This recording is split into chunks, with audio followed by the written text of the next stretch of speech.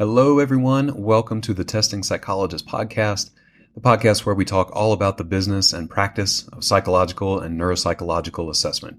I'm your host, Dr. Jeremy Sharp, licensed psychologist, group practice owner, and private practice coach. This podcast is brought to you by PAR.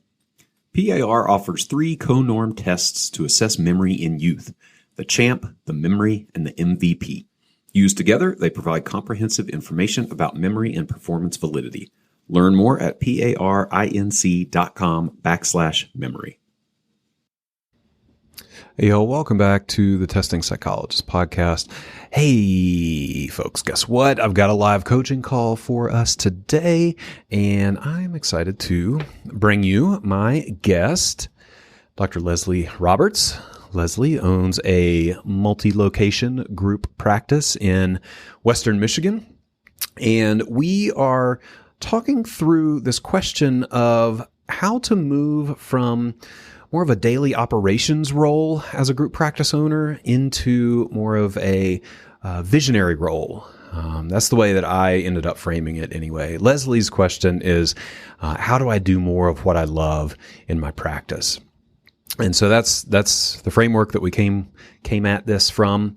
And I think there's a lot to take away here for any group practice owner, especially anyone who is in that sort of messy middle part of ownership where you've still got your hands in a lot of the daily operations, but find yourself sort of longing to do something different in your practice. And I hope you enjoy. Now, if you are a practice owner and you'd like some support in a group coaching environment, I would love to help you out with that. The next cohort of masterminds is starting in July, and that's right around this time, I believe. So I've got beginner groups, intermediate groups, and advanced groups running. So any stage of practice development, there is a group for you. You can go to the testingpsychologist.com/consulting and book a pre-group call. All right, let's get to my conversation with Dr. Leslie Roberts.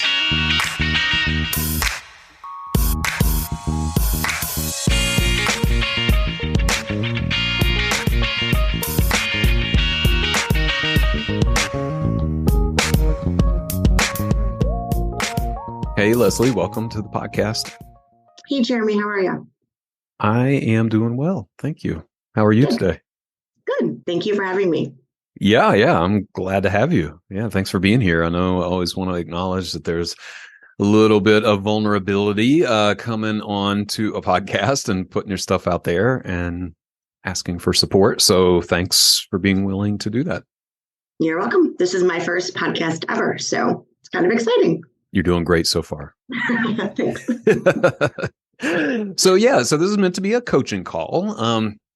Let me start and just learn a little bit about your practice, or have you share a little bit about your practice. So just tell us where you're at, what your practice looks like, what you do, how many people are there. Yeah, anything else that you feel like is important. Sure. So we are West Michigan Psychological Services. We're a multi-location private practice along the lakeshore in West Michigan. We have 3 different offices, probably, I think, 40 providers. 6 of which are evaluators and 3 of which are prescribers. So we aim to provide the communities that we're in along the lakeshore is an underserved area in general. And so we aim to provide each location with all the services they would need for mental health. Yeah, that's great. I either forgot or did not know that you have prescribers on your staff as well. That's a whole other game to play. So it's been exciting and yet in a very interesting process. So it's the first time I worked with people that in the practice that are outside of my discipline. So I don't know all the rules. So it's been interesting to discover them as we went along. Oh, sure. Yeah, we brought on a prescriber maybe 4 or 5 years ago, and that person has since left our practice, I think, just because, admittedly, I don't know that I handled it very well. And the different discipline is a lot to learn. And there's like practical components. There's, I don't know if you'd say emotional components as well, as far as what prescribers expect or need and that kind of thing. Yep. There's a very different level of what kind of support they expect to have Yes. because most of them have worked in clinics or other kinds of places. So you have to moderate that with, we want to give you the support. And this is private practice. You got to do a lot of stuff yourself. Yeah. Yes. So we're trying to strike a balance, but it's still in the process. Sure. As it always is, I think, owning a group practice. Gotcha. So you have a pretty sizable practice. I mean, 40 practitioners is a lot. I think that's easily the top 1% of group practice owners, maybe more. So I know that you got a lot on your plate. Sounds like we have relatively similar size practices. So, yeah. I didn't realize that. To me, it doesn't seem like that big, but some days it feels very big. Sure. Well, I'm guessing that's part of what we're going to talk about today in some regard. Yeah. So let's frame the question a little bit, and we can meander around and touch on different things. But just as we start the conversation, I'm curious what you are hoping to get out of this discussion. What's top of mind for you as far as running the practice? I think for me, one of the big questions that I've had over the course of the past year, we're about 3 years old. We won't really be 3 years old in office until November. That will be our in office 3-year anniversary. I had things happening in building before we actually had a physical location. But coming up on our 3rd anniversary, part of my thought process is so much of my work has transitioned from what I'm good at and love to do to things I don't necessarily know that have been great at or don't always love to do. How to find a balance of that, and also, do I like doing this? It's very different than I thought it was going to be. I really just wanted to not work alone. Before I started, I worked independently for 10 years, and I liked it, but the only social interaction I had all day long was my clients. So I thought, well, there'll just be a few of us colleagues, and we'll all work independently in the same office, and we'll all follow a general set of rules, and there'll never be a problem. It'll be great. And so that's where this kind of the idea came from. And then it expanded quickly. And that's not exactly how it's turned out. There's just a whole lot of things you have to have in place to manage the expectations of 40 providers. Yeah. I really can't agree more. It feels like we're living parallel lives in some way, except that you did it in 3 years versus my, 10 or 12 or whatever. I had a pandemic to help. It really kind of threw things in high gear. So Sure. Yeah. And I think what you're saying right now, there are probably a lot of people out there resonating with that. And just that idea of, let's bring people together. Let's all do the work we do and have a good time. And then all of a sudden it's like, oh, now I have to take on a whole new skill set. Do I want that skill set? Do I like that skill set? Is my job what I want it to be? That's kind of what I hear you asking. Yeah. I mean, I love the clinical work I do. I've always loved it. I never seem to have really difficult. I'm in private practice. I test for a living. It's not terribly difficult as far as it's a skill set, but I love it. And I enjoy working with families, sometimes during the most difficult times of their life, finding out that their child is diagnosed with a major mental health disorder. But I have had a harder time with the managerial aspect of the job, the day in, day out. And we're still small enough where I'm the person that people go to. We have a practice manager, and the goal was the buffer, right? Here's your job. It's to be a buffer. Yeah. I can do the things I love to do. And then really some of the things I'm good at. I'm good at some of the creating. I'm good at finding different locations. I'm good at going there as a testing psychologist and then bringing people in because we're really not readily available in all parts of where I live. I'm not so good at day-to-day management of all the things. And there's always all the things every day. All the things never go away. Yeah. No. I've learned to think about them sometimes as I'm trying to focus okay, these are opportunities and challenges, not problems. But man, my mindset is problems do I have today? So I don't know, maybe it's me. Maybe I don't have the right personality style to not get overly frustrated by some of these things. Who knows? I don't know you that well. And experience would say that I think like a lot of people, you have a skill set that has certain strengths and certain things that you're not so good at, right? And as a practice owner, we tend to think we should be doing everything really well. And that's just not the case. I mean, that's why, in quote unquote real businesses, there are multiple people running companies. It's not, everyone can't do everything. So I'm going to stop you from beating yourself up around not having the skills to do it or the personality. Let's talk about your leadership team, though. Maybe that's maybe that is not even a thing in your practice, but tell me, like, first, how much time are you spending on clinical stuff versus non-clinical stuff, like running the practice? Let's start there, and then I'll take it from there and ask more about who's helping you. I think I spend more of my time on clinical work now than I do in running the business. And I think that's part of the issue, is that I probably need to do less clinical work. Okay. Do you want to do less clinical work? Yeah, I think eventually I'm trying to pare down. I do 6 evaluations a week and then had 2 solid days of therapy, but I'm really down to 1 solid day of therapy. Well, when we started, it was just me and a couple of people, and I need to make a living. So, and we're a big company, but we're not. I mean, that's a whole different discussion of, like, there's not a profitable salary built into this company for me. There is. I work to make my own receivables like everybody else does. So that is cool. I'm going to tuck that away. Yeah. I know. I know that's a whole different discussion. Yeah. But I'm at a place where I can do less, but I don't know that I want to do less and then do more management or more of the day. That was the goal of taking on a practice manager, was really to have someone to do that. And we have a great administrative team. So about 4 administrators. Full-time billing person, a practice manager, and then that's it. Gotcha. They're all incredibly busy all the time. I bet. I mean, that sounds about right for that practice size. What? So let me get back to the time question, just to be super concrete with it. Even if you had to just ballpark, I mean, is it like 60-40 clinical versus admin or practice leadership? Is it 75-25? Do you have any idea? If you take in the amount that I do a lot of supervision of limited license, which I actually also really love. Those are the things that's the kind of work I love doing. I would say if you put that in the clinical side, it's 70-30. 70% of my time is doing clinical work, and then the other 30% is doing other types of management. Yes.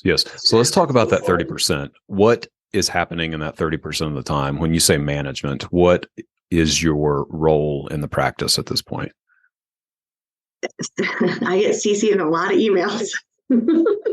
Okay. A lot of things that I don't know that people, there's one of the things my practice manager first told me when she came on board, and she's been great at this, is she said, Les, you have a lot of rote knowledge.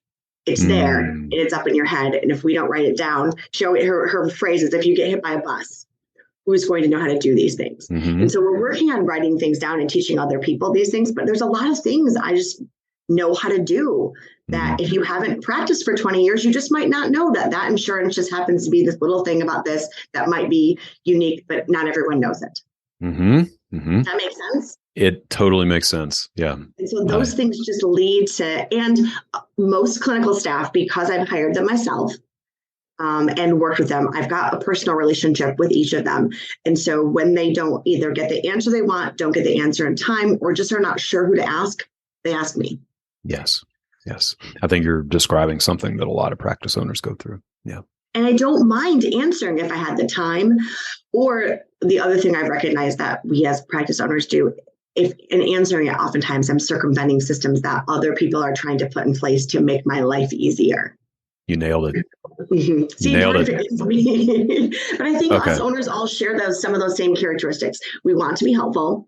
We know our business in and out because we were the first one to run it.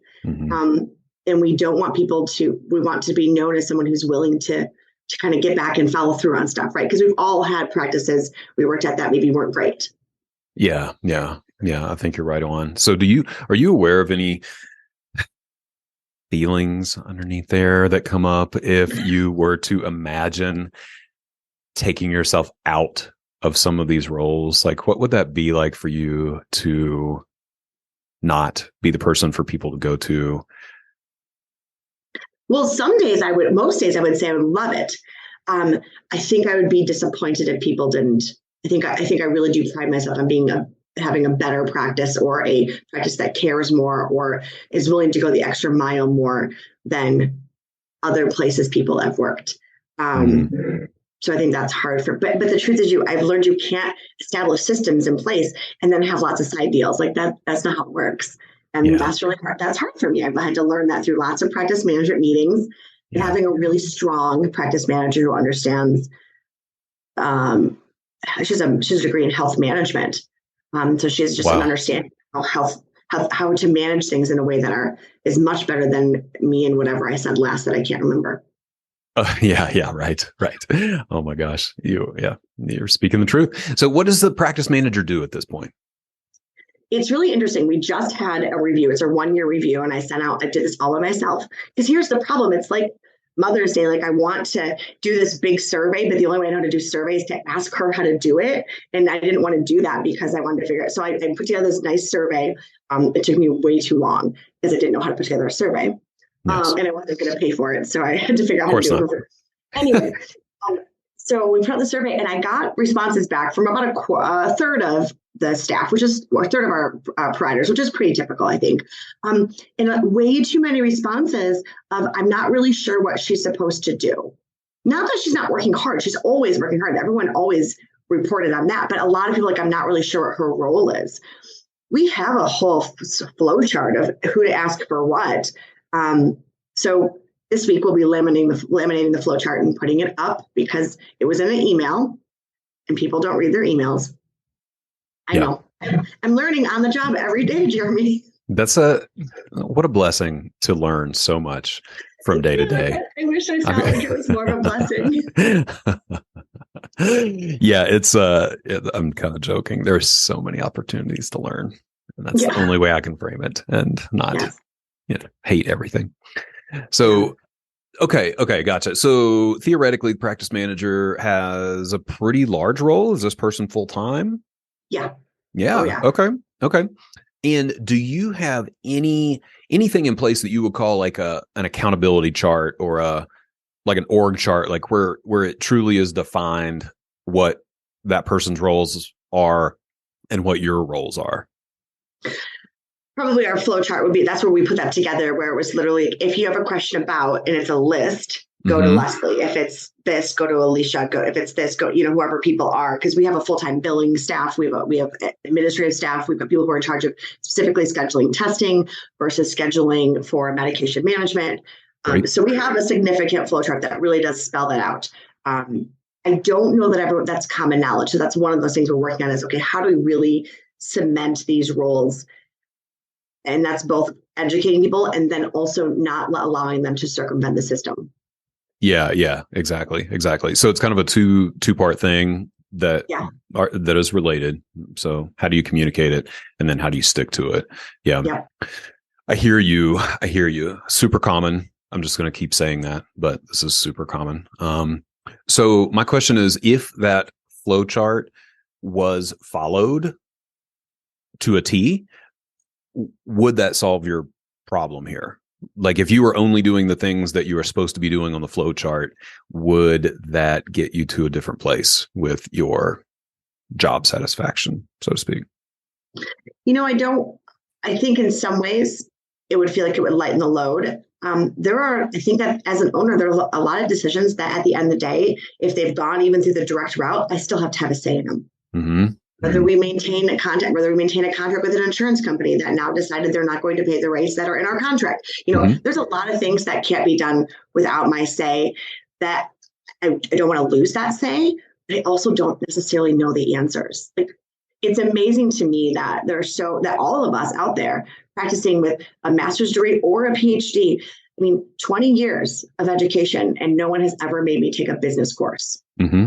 It is remarkable. One of the greatest disservices that we've ever done in our fields is not prepare ourselves for I remember the first time someone asked me for a P&L sheet, and I just nodded and smiled and said, I'll get that to you. And then I had to Google it because I didn't know what it was. You're so and right. Then I had to figure out if I had one as a company. Right. And so there's just so many aspects that I don't think that someone who knew about running business would probably not sweat these things like I do. Do you have any examples off the top of your head? Of things I sweat? these decisions that feel hard to make. Decisions about insurance companies, decisions about like even just understanding the contract with them, decisions about, but even just an operating budget. When you grow like we've grown, like we have in the last 3 years, even just getting an operating budget together is really difficult because we've never had a set of expenditures that's remained stable. Right. Yeah. And so you are wearing all these hats at this point still. Yeah. I mean, just even we had a changeover in our payroll. We had someone doing payroll. They're no longer doing payroll. I don't have anyone to do payroll. So I'm doing payroll, which is so not my skill set. I mean, I appreciate that when I do, at least when I do it, the control factor is there. There's not mistakes. And you can't make mistakes to paycheck. That's a really bad plan. Yeah. It took me forever to give up payroll. Forever. Well, I gave it up and then I had to take it back because there were mistakes. Yeah. And that is not how you want to be viewed as an owner, as someone who's okay with that. So now, I love it that there's no mistakes, but I'm still the one running payroll. Payroll is so brutal. It's so brutal. Yeah. I get it. I know. And every month I'm like, I should not be doing this. But again, when I lop it over my practice manager's desk, who doesn't have enough time in her schedule for that yet. Mm-hmm. Mm-hmm. Is that person a clinician as well? She's not. Okay. Sounds good. So let's see. I wonder about the possibility of building out your leadership team a bit more. Have you thought about that at all? If it was financially not an issue, I would have 2 practice managers or a building manager at each location. I think we could double our support staff and we'd be fine. But then you kind of have to pick that, or do I want to pay people well? Sure.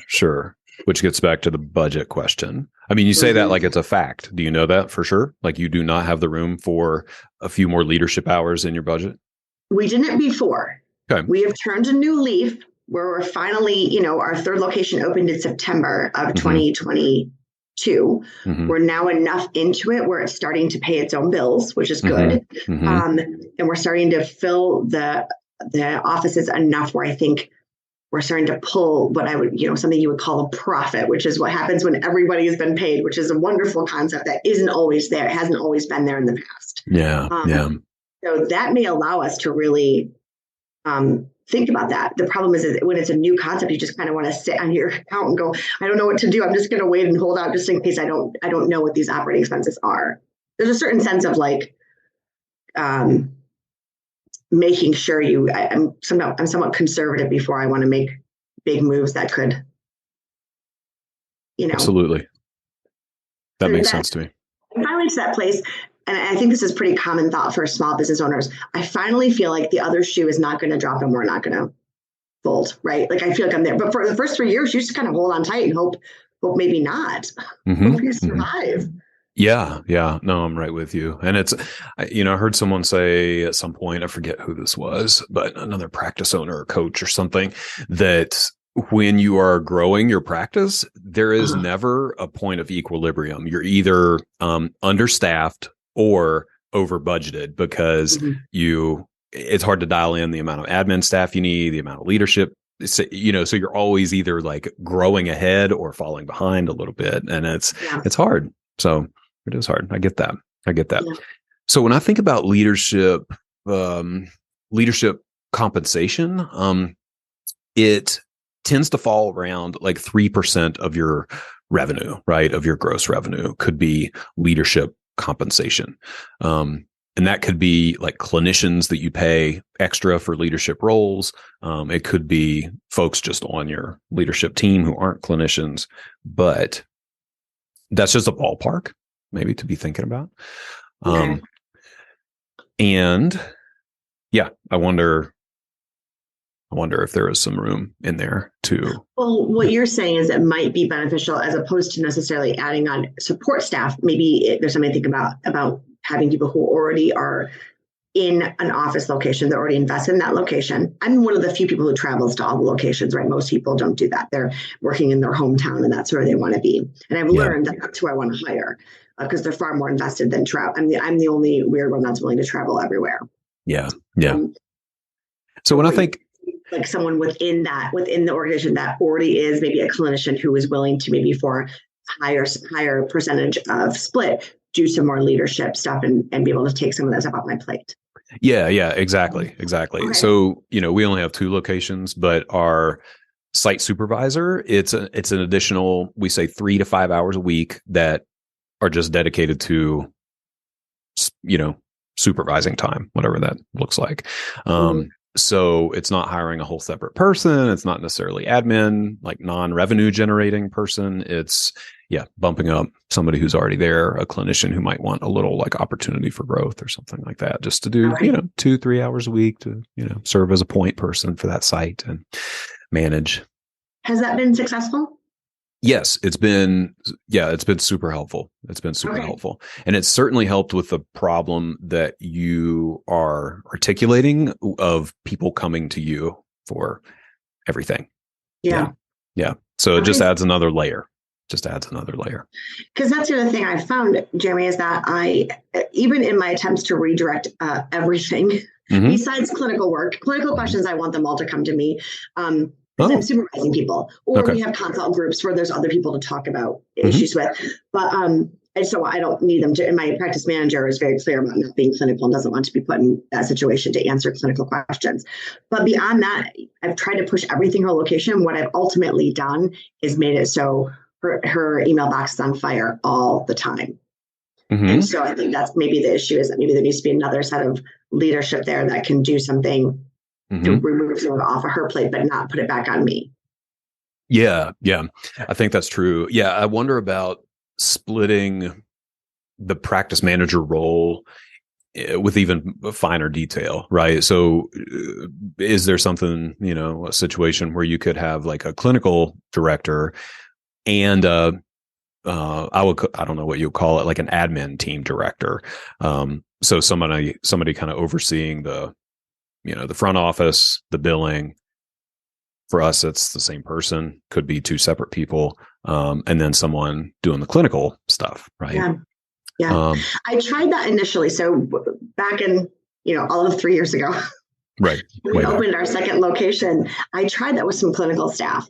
It did not go well, but I think in retrospect, they were traveling from a different city, and I think they were invested in that aspect of it. So I think that I just kind of shut it down, was like, okay, well, that's something that isn't going to work. And it was like my first bad idea, right? So I was like, well, I'm not going to do that again. And maybe what I'm hearing is that maybe rethinking that now that we're established, I have a different crew on board, there's practice management to take over some of those things. It might not be a bad idea to rethink that. Yeah. And the ultimate goal here for me, hopefully this is what you're looking for too, is to get you to a place of where you're really operating in your zone of genius, right? And so for me, that is being this like a visionary role in our practice. So basically being out of the day-to-day operations 100%. And I separate, I actually have 2 roles in our practice that we've delineated over the past 15 to 18 months. One is visionary, which is big picture business planning, big relationships in the community, like contracts, just maintaining our presence and our, like just being the face of our practice out in the world. Thinking of big ideas, like things we might change, service lines we might add, stuff like that. You're smiling. So this tells me that maybe this is exciting. Ideas. Okay. Yeah. But there's only one of me. So they just sit and I just sit in my head. Yes. So there's the visionary role. And then I also have the owner role, and that is separate from being the visionary. And it can be hard to separate those sometimes, but the owner is the stuff that you're talking about. Like, does this insurance contract make sense? Or, how are the financials looking right now? Or do we have the money to spend on it? It's kind of that sort of stuff. It's like big, is this going to clash with the values of our practice? And, stuff like that. So I don't know if that might be helpful to start to think of yourself as playing like 2 roles in your practice, at least at this point, and carving out time for, and then like once you identify what goes along with those 2 roles, then everything else goes to somebody else, like literally everything else. So then it's, who do you want to take on the, I don't know, clinician questions or the IT support or fixing the printer or ordering the toilet paper or whatever, it's like letting all that stuff go and putting it under these other roles, Okay.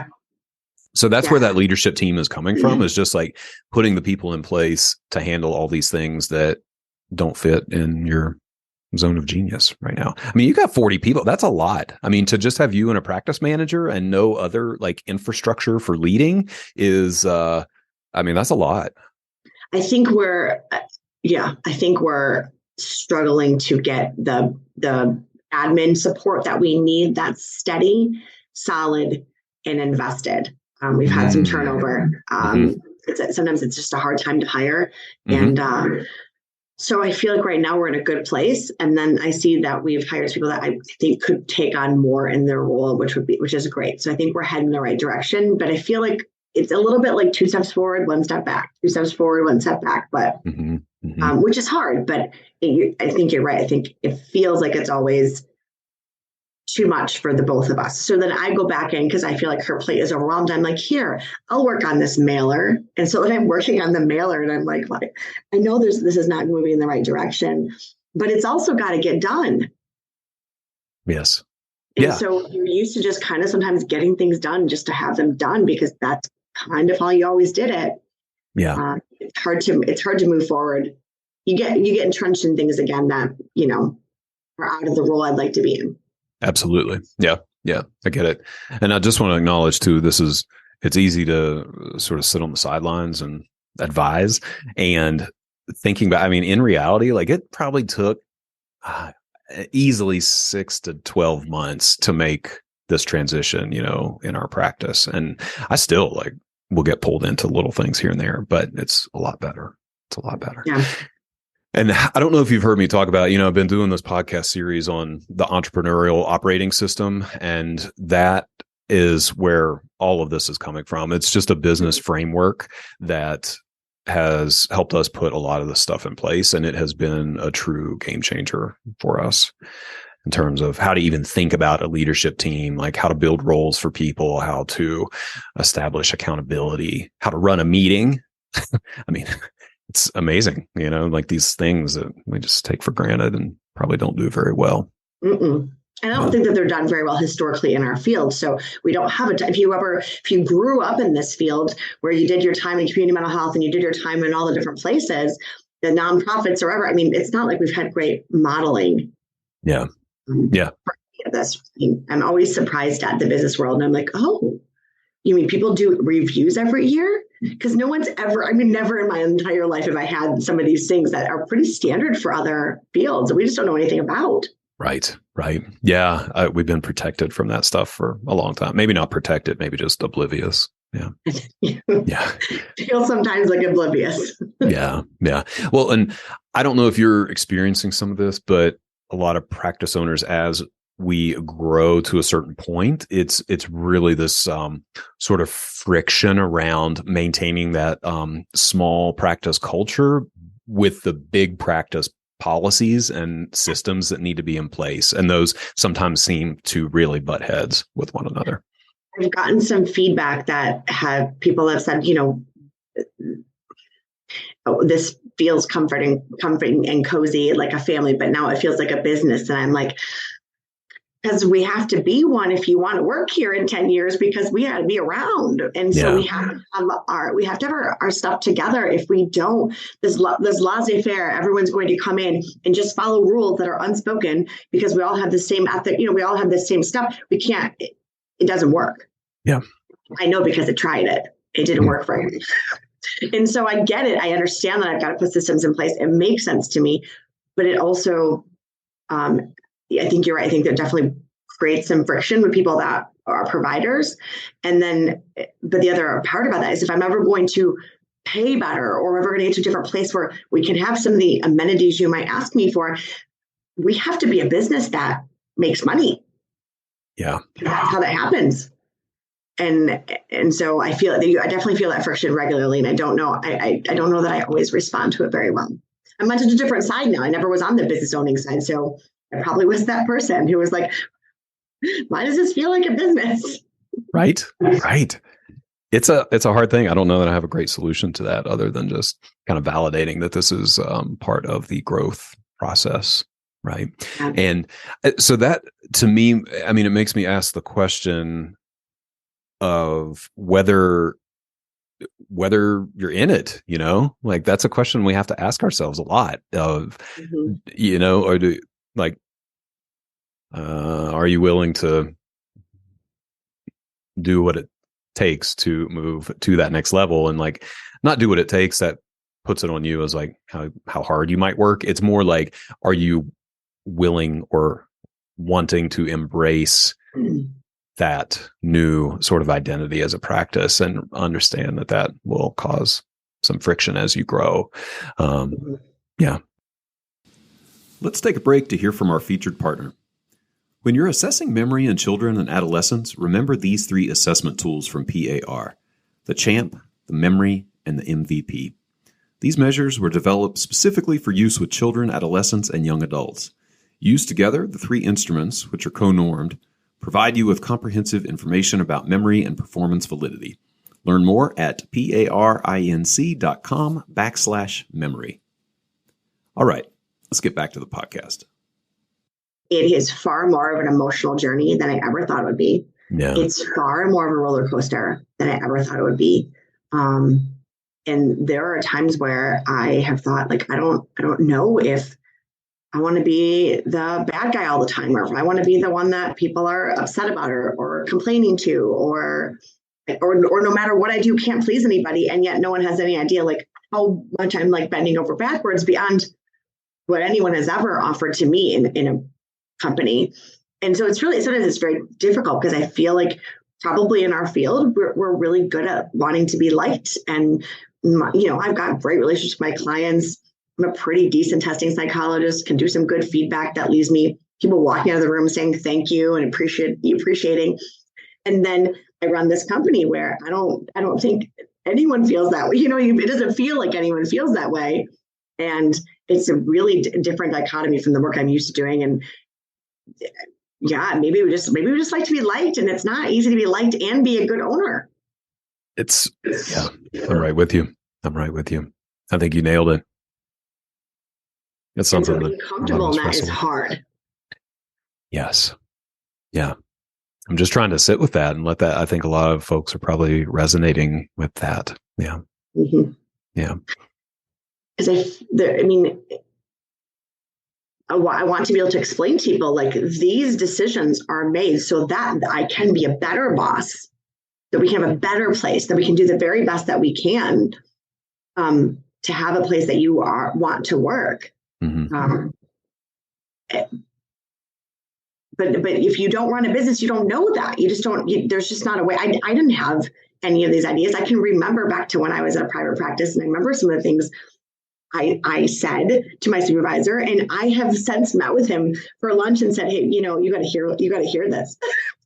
Right. I would tell him some things that have been said to me, and I'm like, "I know, sit down."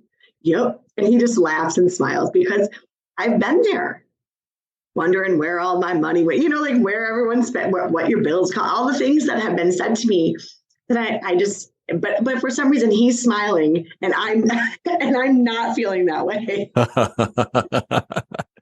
Sure. Maybe more practice. I don't know. Yeah. The sense I get is like, you are right.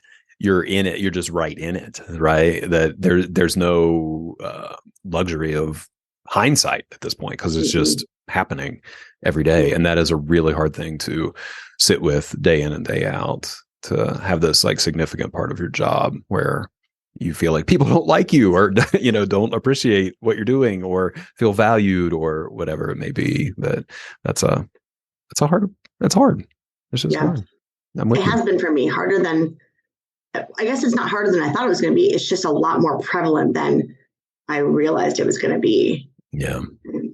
Yes. So, and I have friends who are practice owners, and we're all kind of in the same boat. We call each other when we're like, "You got to hear what was said to me this week," and we're just like being willing to support each other and sit in it because it's hard. Yeah, absolutely. Absolutely. I think finding that balance of being empathic and being able to understand and sort of connect with where your employees are at, and being able to then be, I don't know if it's transparent or just clear, right? And say, I totally hear you. And here's where this is coming from. Right? Yeah. But it's Yeah. hard. I mean, like I said, it's easy to sit on the sidelines, and those are hard conversations, and people may leave.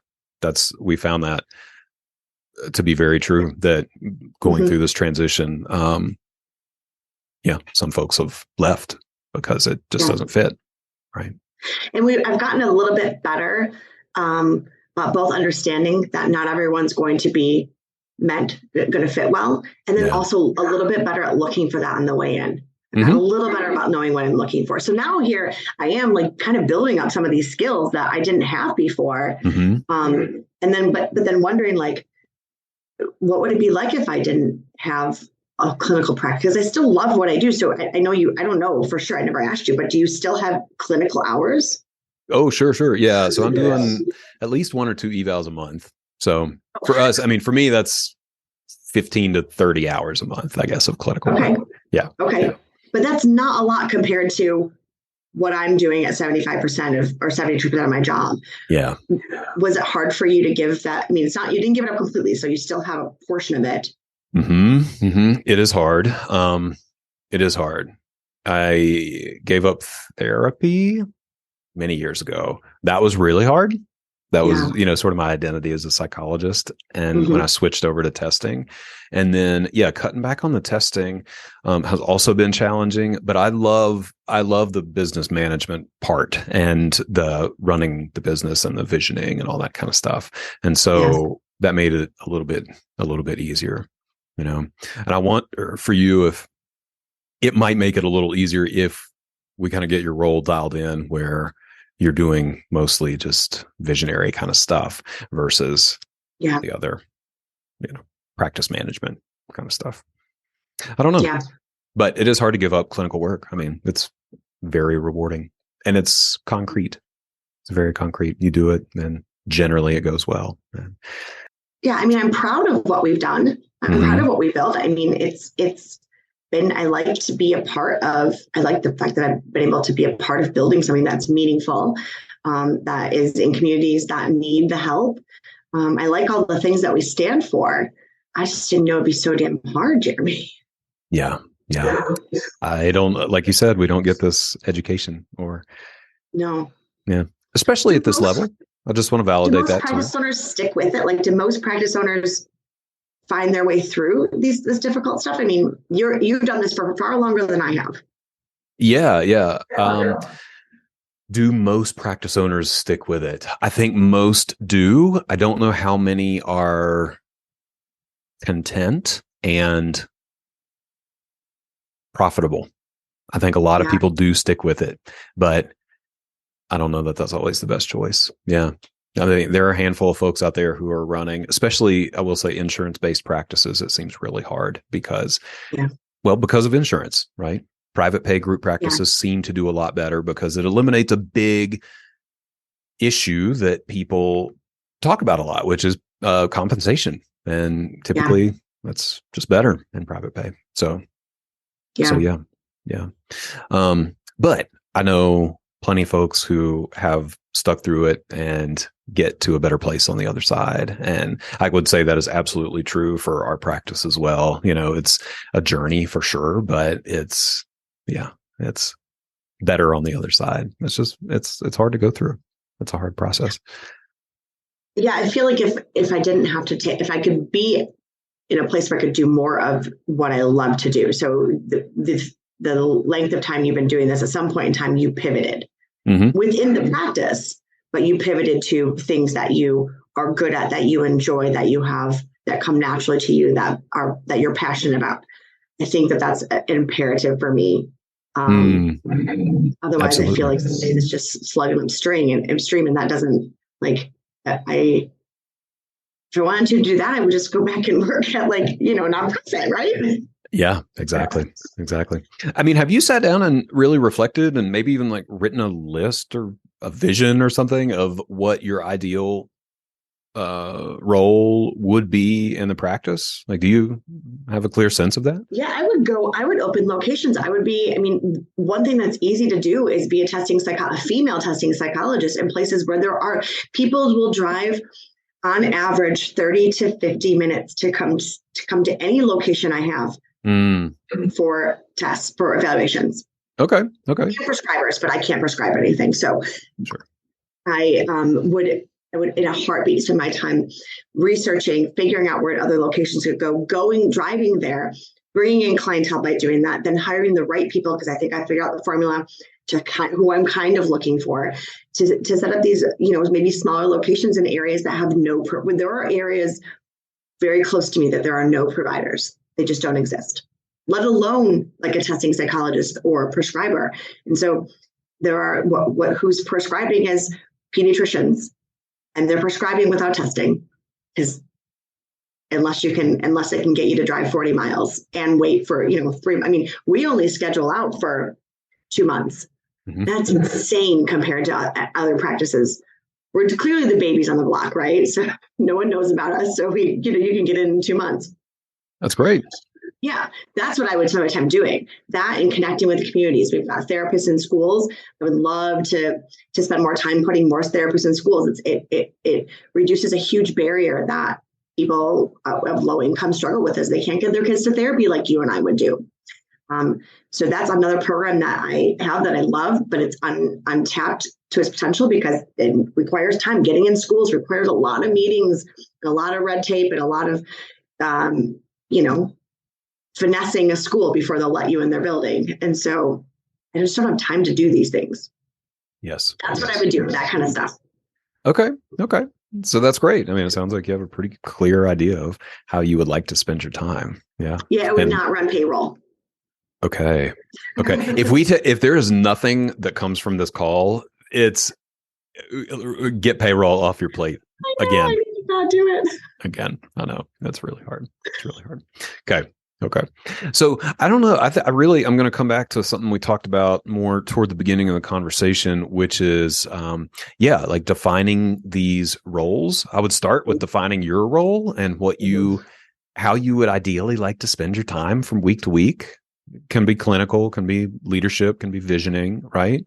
And then the job becomes sorting through all the other stuff that happens in the practice or that people are coming to you for, and working with your practice manager to build more of a leadership team in this practice. That makes a lot of sense, actually. It is an idea that since it didn't go well the first time early on, that was really hurtful for me, because that was back in the time when everything was very personal, right? Oh, yes. I know it was the early days where, I was going to live or die by this, and it's just I'm not there anymore. I've grown thicker skin, but I never even thought about it again. So it would never cross my mind to think about doing that again. So I'm glad you brought that up and had success with it, because that might be a really nice next step. And I do believe I've got providers at each location that would probably take that on and be very interested in it, and probably would flourish in that. That's great. Yeah, I like it because it gives people an opportunity for advancement, which is kind of rare in private practices in our field. Mm-hmm. But you have the size to do it and create these other roles. It, again, gives more layers between you and day-to-day operations. And my guess is that it's going to help things run even more efficiently, because people don't have to wait for you or to get back to them, or deal with inconsistencies because you said something 2 months ago to one person, and then you forgot and said something different yesterday to a different person. Yeah. And do you think that 3 to 5 hours a week is kind of a really good, does that allow people to take on like projects and little things? Because there's little things that we want to do that never get done, that are not clinical. They're not like, visionary. They're just like, I don't know, a mailer that I honestly have wanted to put together. And I've got admin staff working on it now, which is wonderful, because we have one that came in that's got some skill in this area. Mm-hmm. But prior to that, it was just me it's not good. Mm-hmm. It's not, and that's definitely not my skill set. Right. Right. Yeah. So for us, the 3 to 5 hours a week has been good just for our site supervisors. I will say though, those are meant to be like mainly clinical touch points. So, problems that come up at that site, like clinical issues. It could be some logistical stuff like, hey, we're out of paper towels. Can you pass the message along to the office person to order more? It's, stuff like that. But 3 to 5 hours a week is a lot. You can get a lot done in that amount of time. Yeah. Yeah. And then I don't know if there's room to, or a need for more of like an admin leadership role, someone to kind of split off and run the financial part or the front office part. And then I'm not sure what your practice manager would do from that point, but you could also, this could help her dial in her role as well. Right. And what you really want her to be doing. Well, there's a lot of things I'd like her to do that. Again, the first thing she needs to learn how to credential because now we have an in-house biller. And so there's a lot of things I'd like her to do, but with 120 emails in your inbox every day, it's kind of hard to get to those things. It's a lot of putting out fires. So I think there might be moving some of that stuff. It's got to trigger. We got to move it into different places so that she can do the things that I would like her to do that are also getting involved in the community, finding out how we can get involved in our communities, which is important to me. Sure. Yeah. Yeah. And are you meeting with her regularly? Yes. Okay, great. Do you feel like those meetings are productive? Yes, they can be. I feel like sometimes we get burned out. Yeah. Yeah. So that's been hard. So that's why it's actually interesting because you and I talked about this months and months ago, and I find myself kind of in that space again going, okay, we're both feeling too much burned out. It's a good time to come back to this idea that, still wasn't solved. Yeah. Just spreading the wealth, sharing the love of leadership. Just to diffuse some of this energy. Yeah. Makes a lot of sense, at least to me. And like I said, I'm not inventing any of this stuff. It's really just this business framework material that has been so helpful. So it's just not knowledge that comes naturally when all of your education is in psychology. Absolutely. Right. So if you're looking for resources, if you do books, the book Traction is really good. And it's on my list, actually. Oh, good. I mean, I didn't buy it or read it, but it's on my list. Yeah, of course. So many books on the list. I know that feeling. Yeah. But yeah, it outlines EOS really, really well and gives you the key components and just moves you forward a little bit if you want to start to buy into the system. Okay. Yeah. But I'm super hopeful for you. I think there is definitely a light at the end of the tunnel. And at least for me, that really happened when I made the choice to step away and let other people shine in my practice and do the things that they are good at and wanted to do anyway, and just kind of let go of some of the control. Okay. I like that, let other people shine. Yeah. I never really thought about it like that, but I guess it's really important. It's super important. Yeah. I mean, you've got 40 folks there that I'm guessing there are some rock stars, right? Absolutely. Yeah. Absolutely. Yeah.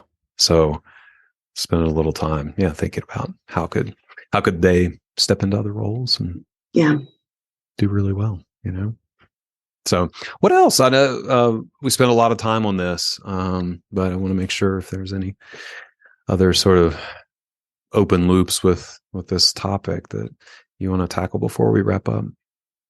I think that was the big one. I think trying to figure out if I want to do this forever really comes down to, am I going to be able to find a way to pivot what I do to things that I know I want to do?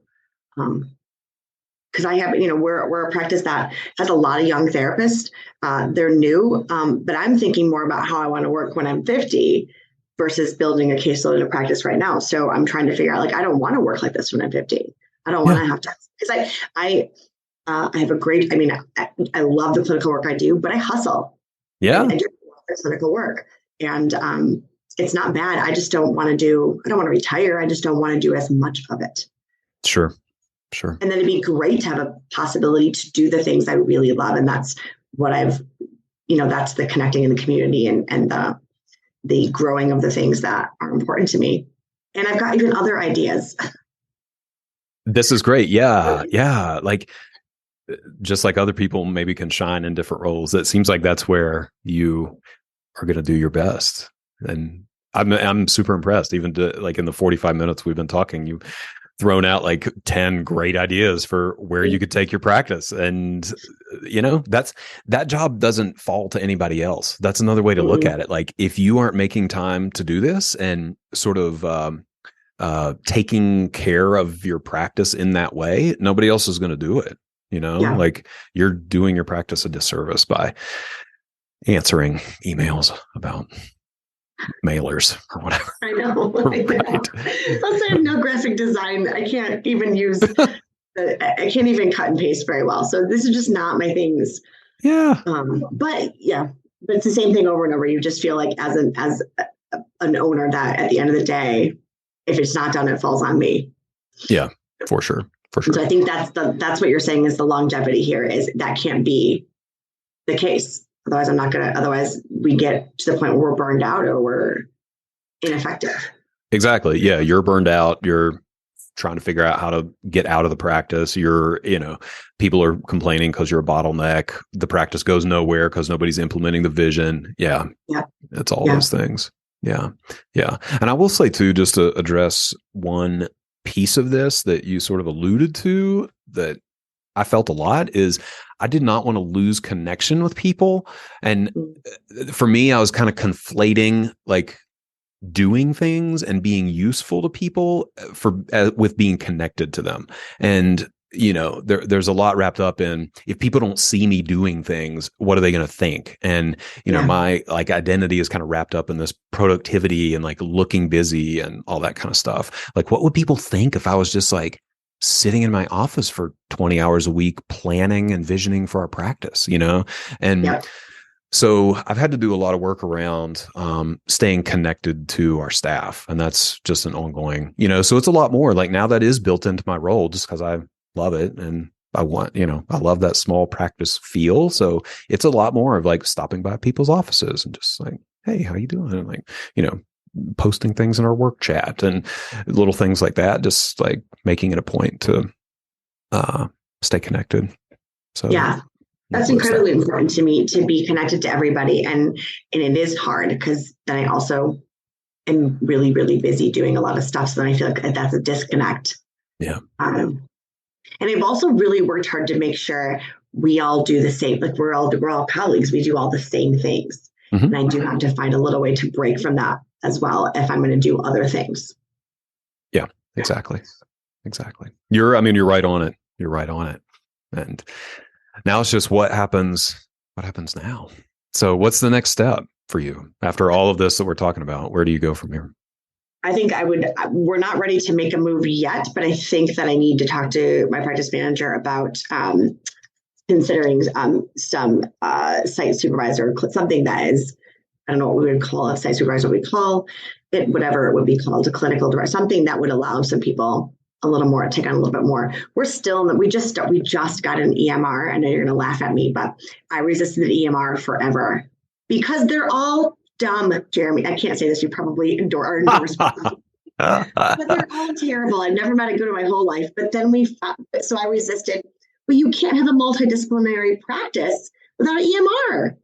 So again, my brilliant idea just created a whole big headache for myself. So we now are in a very, very easily usable, understandable, affordable EMR. Okay. And that in itself is a feat of a transition. So we've got some things we've really got to get settled first. But I think coming 2024, and I have to, the whole time I still have to make sure that I can get an operating budget under control, because then I know what it costs to run the company, because we're not adding expenditures right now. We've done that for years in a row, added a location, which messes everything up. It sure does. So now I can figure out what it actually costs to run the company consistently. And then I think once those things are kind of settled, I think the next best step, as opposed to hiring another practice manager, is to promote people within the company who want to take on more of a clinical leadership role. That makes a lot of sense to me. I like that. Yeah. And I hear you talking about, yeah. Go ahead. I don't know if you've had this experience before, but I feel like a lot of times I don't really know what to do. And then problems will arise and they'll pile up. And then all of a sudden I have this moment of clarity, like, okay, now I know exactly what's going to happen. I see 3 steps and this is how we're going to do it. And they're not negotiable to me. And that doesn't happen all the time. But when it does happen, I'm like, this is how it's going to go. Yes. I love the moments of clarity. Yeah. I think that dovetails with what I was going to say too, which is I sort of hear you talking a little bit about prioritizing and what is important. And that's just another tenet that we've really moved to, is tackling things on a quarterly basis has helped a lot. So like January, February, March, April, May, June, like we split, 4 quarters in a year.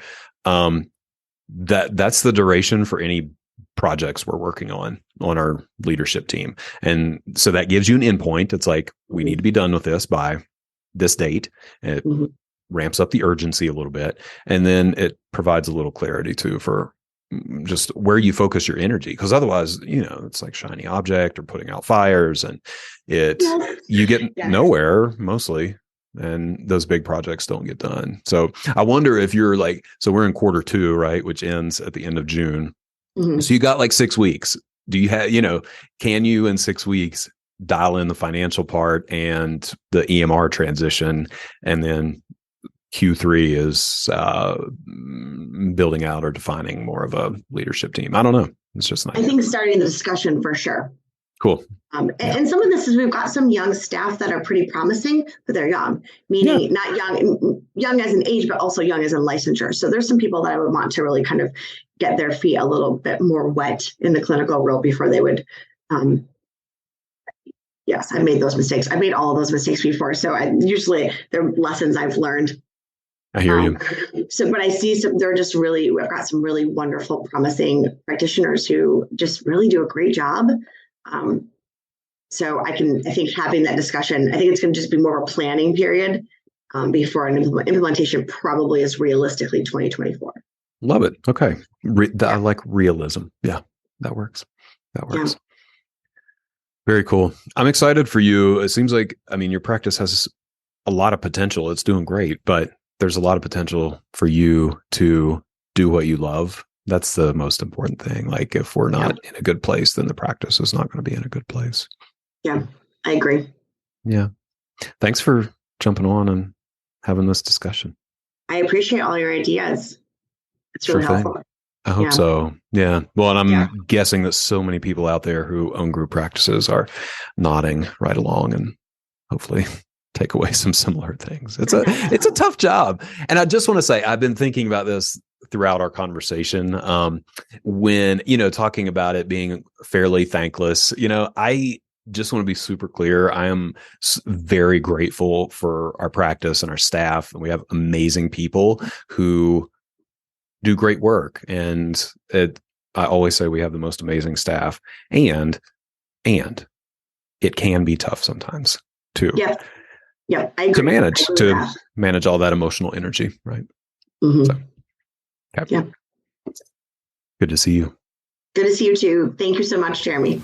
All right, y'all. Thank you so much for tuning into this episode. Always grateful to have you here. I hope that you take away some information that you can implement in your practice and in your life. Any resources that we mentioned during the episode will be listed in the show notes, so make sure to check those out. If you like what you hear on the podcast, I would be so grateful if you left a review on iTunes or Spotify or wherever you listen to your podcasts. And if you're a practice owner or aspiring practice owner, I'd invite you to check out the Testing Psychologist Mastermind groups. I have mastermind groups at every stage of practice development: beginner, intermediate, and advanced. We have homework, we have accountability, we have support, we have resources. These groups are amazing. We do a lot of work and a lot of connecting. If that sounds interesting to you, you can check out the details at thetestingpsychologist.com/consulting. You can sign up for a pre-group phone call and we will chat and figure out if a group could be a good fit for you. Thanks so much.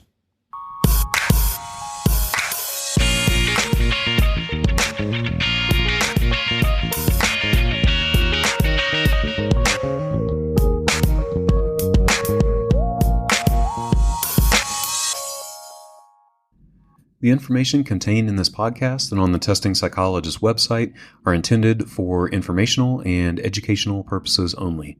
Nothing in this podcast or on the website is intended to be a substitute for professional psychological, psychiatric, or medical advice, diagnosis, or treatment.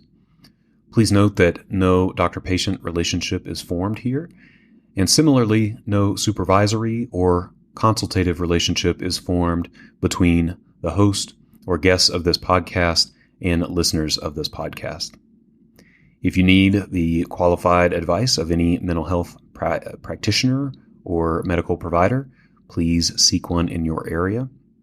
Similarly, if you need supervision on clinical matters, please find a supervisor with an expertise that fits your needs.